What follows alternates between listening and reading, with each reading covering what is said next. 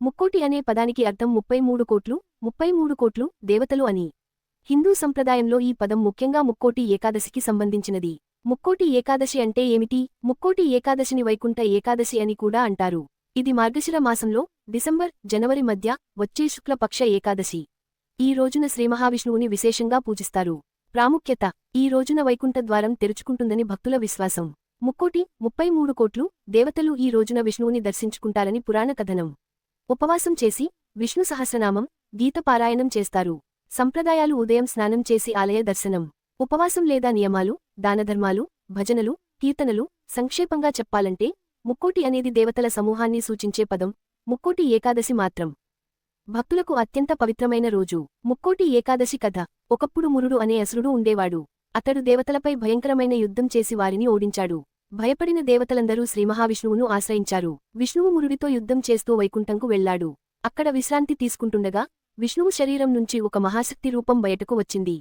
ఆమెనే ఏకాదశి దేవి. ఆమె మురుడిని సంహరించింది. ఆసురుడిని సంహరించిన రోజు మార్గశిర శుక్ల ఏకాదశి. ఆ రోజున విష్ణువు ఎంతో సంతోషించి, ఈ రోజున ఉపవాసం చేసి నన్ను పూజించే వారికి మోక్షం లభిస్తుంది అని వరం ఇచ్చాడు. అందుకే ఈ రోజును ముక్కోటి ఏకాదశి లేదా వైకుంఠ ఏకాదశి అంటారు. ముక్కోటి అనే పేరు ఎందుకు? ఈ రోజున ముక్కోటి 33 కోట్లు దేవతలు వైకుంఠంలో విష్ణువును దర్శిస్తారని నమ్మకం. అందుకే ఈ ఏకాదశికి ముక్కోటి అనే పేరు వచ్చింది. ఈ రోజున చేసే ఆచారాలు: ఉదయం స్నానం చేసి విష్ణు పూజ, ఉపవాసం లేదా తేలికపాటి ఆహారం, వైకుంఠ ద్వార దర్శనం, విష్ణు సహస్రనామం, గీతపారాయణం, దానధర్మాలు.